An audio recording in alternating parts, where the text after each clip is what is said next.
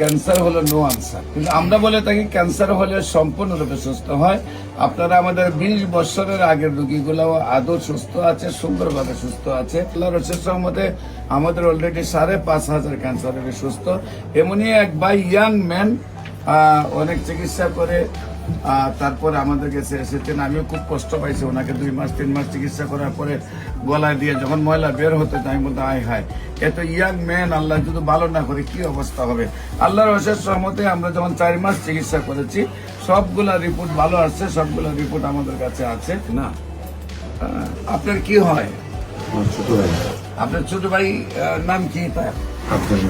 আপনার নাম কি? আপনার পিতার নাম? আপনার মায়ের নাম? আপনার পিতার নাম হলো সুলতান আহমেদ, মায়ের নাম হলো জরিনা বেগম। আপনাদের গ্রাম ফতেখান্দি সোনারগাঁ থানা, মানে নবাবপুর, নারায়ণগঞ্জ।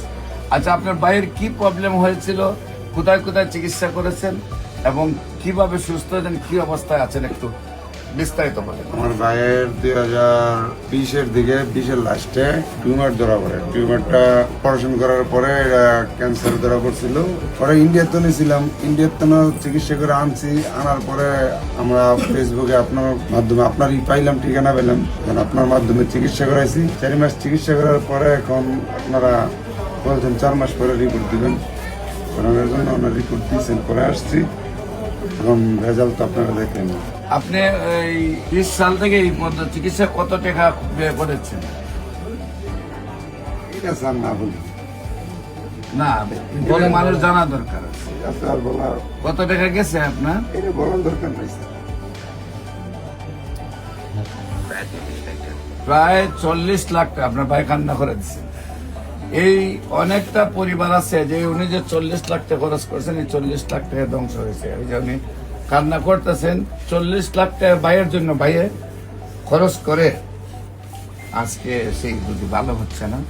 তারপর আল্লাহর অশেষ রহমতে আমরা চিকিৎসা করেছি মাত্র 4 মাস, এখনো ওনার কণ্ঠ জায়গায় আসে নাই, যার ধরুন আমরা ওনাকে কথা কম বলাচ্ছি। বিশেষ করে কণ্ঠনালী দিয়ে সেটা গাই করে এখান থেকে পাইপ লাগানো হয়েছিল, সেইখান থেকেও প্রচুর পরিমাণে ময়লা। আমি যখন 1 মাস ওষুধ দিচ্ছি, তারপরে পর্যাপ্ত ময়লা আসতেছে, 2য় মাস ওষুধ দিয়েছে, তারপরে পর্যাপ্ত ময়লা আসছে, কিন্তু ওনাদের তো যাইবার কোথাও স্থান নেই। ওনাদেরকে যখন দেখছে যে ওনারা ইন্ডিয়া থেকেও 40 লক্ষ টাকা খরচ করে ওনারা আর যাইবার জায়গা নেই, তখন আমার এখানেই পড়ে আছে যে ভালো হোক বা নাই হোক, এছাড়া কোথায় যাব।